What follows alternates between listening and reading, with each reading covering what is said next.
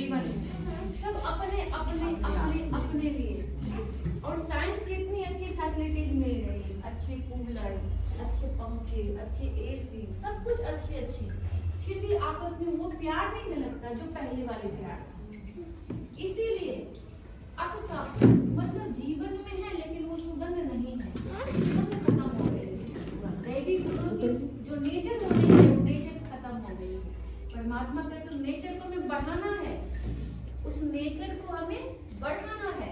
और बढ़ाने के बदले हम क्या करते हैं, आपके फूल से परमात्मा का स्वागत कर देते हैं। तो परमात्मा फिर कैसे खुश होंगे? खुश होंगे। और तो और आपके फूल भी हो गया, और क्या धतूरा। अब धतूरा इतनी जहरीली चीज है जो लोग खाएगा तो हो सकता मर भी जाए, लेकिन उनको परमात्मा को चढ़ाते हैं। कितनी मतलब थोड़ी सी बातें अटपटी सी लग रही है, एक तो जिंदगी मान से, अवोक्षा मान से, और जन्मा मान से उनको धतूर भी चढ़ाते हैं। और परमात्मा क्या कहते हैं, धतूर जो हमारे जीवन गया उसमें डेट फिक्स किया गया, इस डेट के अकॉर्डिंग उनका शिवरात्रि मनाया जाएगा। अब उनमें हम क्या क्या डालते हैं, जल, पहला हम जल चढ़ाते हैं। और एक तरफ कहते हैं परमात्मा का तन ही नहीं है, एक तरफ कहते हैं उनका अपना काया नहीं है, देह नहीं है, और दूसरी तरफ हम क्या करते हैं, जल से नहलाते। तो क्या परमात्मा अशुद्ध होते होंगे क्या? फिर नहलाते कहते हैं, परमात्मा कहते हैं अपने मन को स्वच्छ करो। वो सुना रही है दीदी, तो बाद में बात करेंगे, कुछ बताना है तो बता दो। स्वच्छ कैसे करेंगे? अच्छे सोच से। अगर हम किसी की बातें बैठ के करेंगे हमारा मन स्वच्छ होगा, किसी की गलानी बैठ के करेंगे। ठीक है, पूनम दीदी से बात हुई थी, भिजवा दूंगी। ऐसी है, उसमें ये गलती है, हमारा मन स्वच्छ होगा, मैल बैठ जाएगा। इसलिए परमात्मा के ऊपर हम जल चढ़ाते हैं। परमात्मा कहते हैं अपने विचारों को स्वच्छ बनाओ। हमने सोचा परमात्मा को जल चढ़ाएंगे तो हमारा विचार सही हो जाएगा। अब विचार तो यहाँ है, परमात्मा बिंदी वहाँ है। अब जब वहाँ पे चढ़ाने से थोड़ी ना यहाँ ठीक होगा, ठीक तो हमें यहाँ करना है। और दूसरी बात, उस पे क्या चढ़ाते हैं, फूल। फूल में भी कौन सा फूल, अब का ना, अब का फूल कहाँ मिलेगा, जंगल में मिलेगा, अच्छे अच्छे दरवाजे पे नहीं मिलेगा। आप सोचने की बात है, एक तो उसको जग वाले स्वीकार करके भगवान के रूप में, परमात्मा के रूप में, शिव निराकार के रूप में, और दूसरी तरफ हम आपके फूल से स्वागत करते हैं। अगर आप लोग आएंगे, घर में कोई गेस्ट आएगा तो क्या करें, अच्छे से मुखे बना के देंगे ना, उनको स्वागत करेंगे। और परमात्मा को क्या करते, आपके फूल में कोई सुगंध ही नहीं होता है, आपके फूल में कोई सुगंध नहीं होता है, फिर भी आपका फूल चढ़ाते हैं।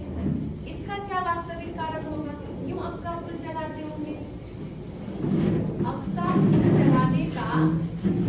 फूल चढ़ाने का एक ही यही कारण है। परमात्मा हमसे क्या कहते हैं, जीवन तो है, मानव का तन मिल गया है, ठीक है, तन में रहते हुए अगर हमने किसी को अच्छे व्यवहार नहीं किया, किसी के लिए बढ़िया नहीं सोचा, तो फिर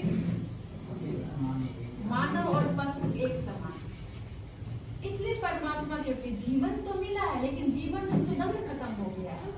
जो पहले के भाईचारा था, आपस में कितना संबंध से, एकता से रहते थे, है ना, कितने आपसे साफ हो गए। भगवान तो बैठे हैं साफ करने के लिए, साफ कैसे होगी? अपने आप को पहले समझेंगे, अपने आप को पहले महत्व देंगे कि हम संसार में आए किस लिए, और आए तो क्या करने के लिए आए, जीवन में क्या लेके जाना है। जब तक इन महत्व को नहीं समझा तो फिर ये स्लेट साफ होगी। छोटे बच्चे होते हैं ना, उसको हाथ में दे देते हैं लिखने के लिए, बच्चे आप खूब लिखो क्योंकि लिखना नहीं जानता है।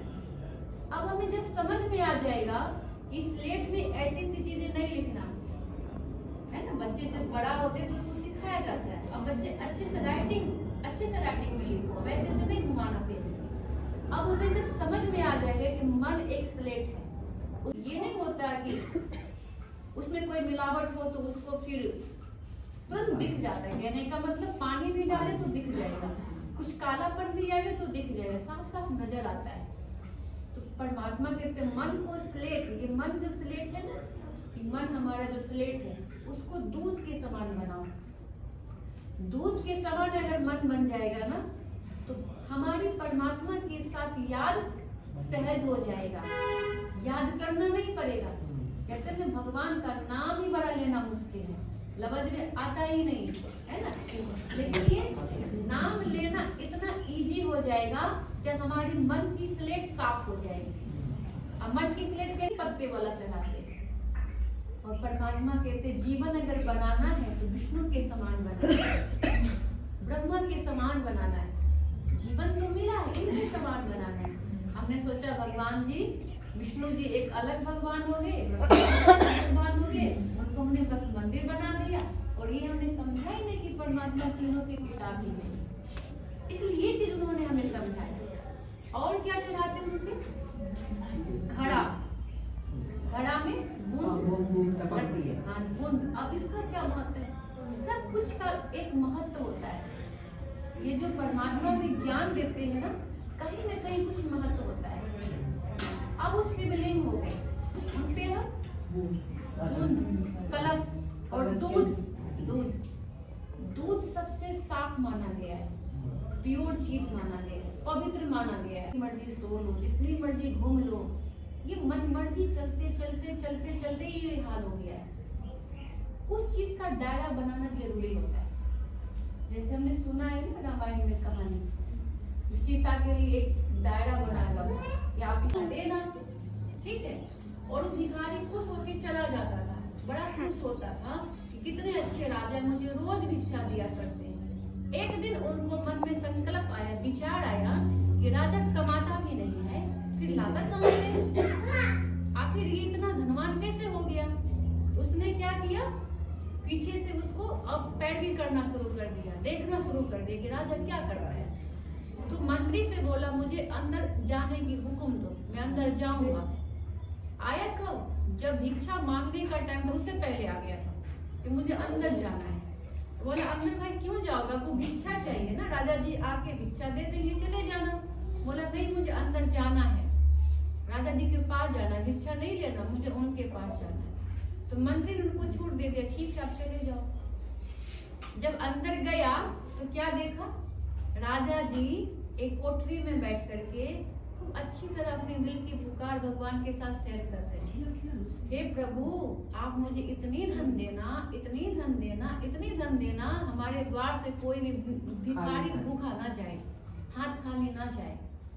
तो वो सुन रहा था, वो भिखारी वहीं पर खड़ा था, सब कुछ सुन रहा था और सुनते सुनते वो चला गया मंदिर। मंत्री ने पूछा क्या हुआ, भिक्षा नहीं लेना है, क्यों जा रहे हो? तो क्या जवाब देता है वो भिखारी ने, पता है क्या जवाब दिया? बोल रहा है मैंने समझ गया राज। तो बोले क्या समझ गया? राजा जी खुद भिखारी जब वो खुद मांग रहे हैं तो हमें उनसे क्यों लेना है, हम उनसे क्यों न जाके ले लेंगे। अब हमें चॉइस है, अब हमारे पास दो चॉइस है, हमें मांगने वाला बनना या फिर उनके हकदार बनना है, देने वाला बनना है। ये हमारे चॉइस है। परमात्मा ने हमें ये एम ऑब्जेक्ट दे दिया है कि आप कर्म करोगे ऐसे तो फिर आपकी कृपा होगी, अगर नहीं कर्म करोगे तो फिर मांगते रहो, मुझे कोई दिक्कत नहीं। अब लेकिन अगर हमारे पास चॉइस है, कौन चाहेगा मांगने वाला? कोई चाहेगा आपको मांगते रहे जिंदगी भर? कोई पसंद करेगा? कोई पसंद करेगा मांगते रहे? किसी से भी मांगे इंसान से कि आप मुझे थोड़ा सुख दे दो, शांति दे दो, प्रेम दे दो, कब तक मांगेंगे? कल होगी वो आपको दो बातें जरूर सुनाएंगे, अच्छा मेरे बिना आपको चैन नहीं होता है, मैं ही करने वाला हूँ, मैं ही देखने वाला हूँ, कल होगी सुनाएंगे ना। हमने इंसान से क्यों मांगना जब देने वाला भगवान खुद ही बैठा है? तो आप बैठो, आप बैठो, तो क्यों मांगना हमें इंसान से? अब इंसान से सारा दिन मांगते हैं या नहीं मांगते हैं? मंदिर में तो चलो मांगते ही मांगते हैं, इंसान से भी मांगते। पता है कलयुग का क्या लक्षण है? कलयुग की यही लक्षण है। कलयुग का लक्षण है जो इंसान आपको खुशी खुशी ना देना, छीन लो उसे, ये कलयुग की निशानी है। आप सोचते मंदिर में तो मिलने वाला है नहीं, कहाँ देवी हमारी बात सुनते हैं। चलो इंसान के पास धन तो बड़ा है ना, उसको छीन लो उठा के। अब छीनना शुरू कर दे। कैसे छीनते हैं? किसी को देखेंगे ना अच्छे महल, अरे उसके पास अच्छे महल है, नजर गड़ गई। अब उसको चाहे किसी तरह छीने, उसका कम हो, मेरा ज्यादा हो जाए, है ना। ये तो बाहरी रूप से मोटा मोटा हम देख करके करते हैं, लेकिन आपस में भी क्या करते हैं, घर परिवार ही मांगते रहते। पता है कैसे?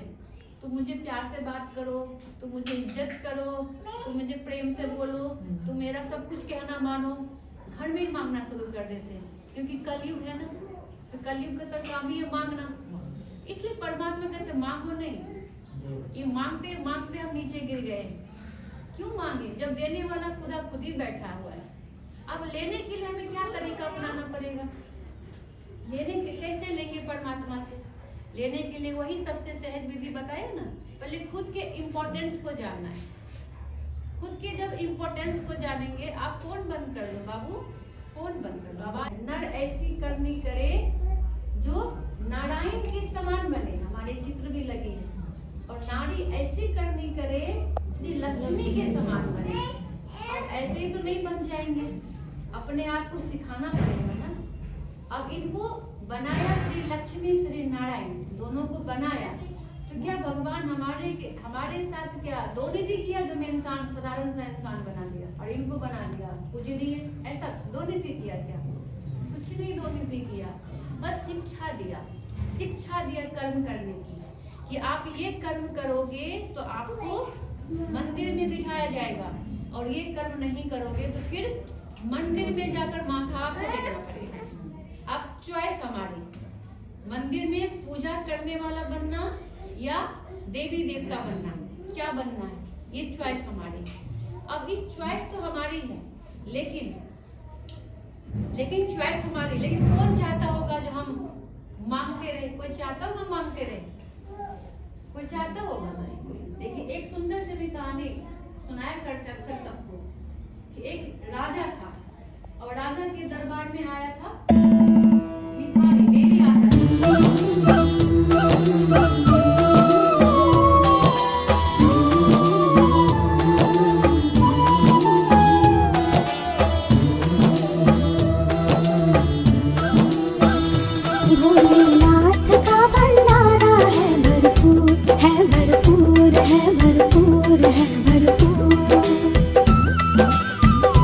भोलेनाथ का भंडारा है भरपूर, है भरपूर, है भरपूर, है भरपूर। आओ भर लो झोलियां,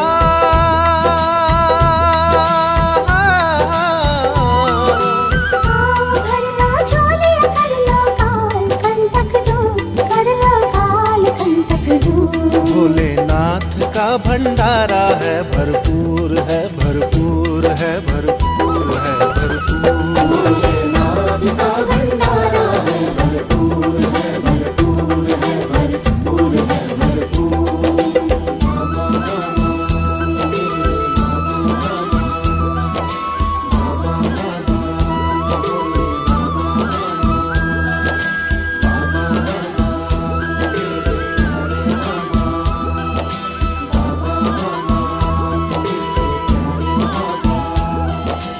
आबो तीरथ तुम आओ, प्रभु मिलन मनाओ। आबो तीरथ तुम आओ, प्रभु मिलन मनाओ। जिसको देवताएं तरसे वो ब्रह्मा भोजन पाओ। जिसको देवताएं तरसे वो ब्रह्मा भोजन पाओ। छोटा बड़ा न कोई, यहाँ सब बच्चे हैं रूहानी।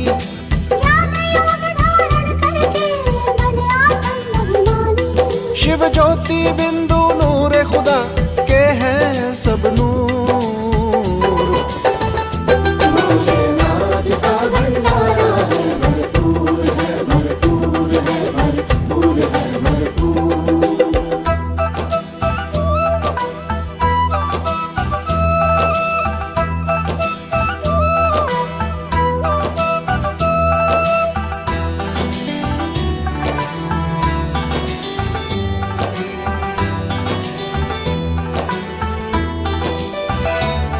ये सूरज चंदा तारे करते हैं हमें इशारे। ये सूरज चंदा तारे करते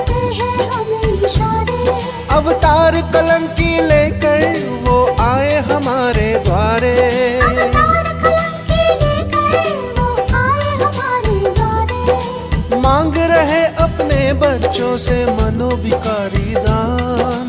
बना रहे वो हमको राधा कृष्ण महान। स्वर्ग बनेगा भारत फिर से मंजिल नहीं दूर। भोलेनाथ का भंडारा है भरपूर है, भरपूर है, भरपूर है, भरपूर।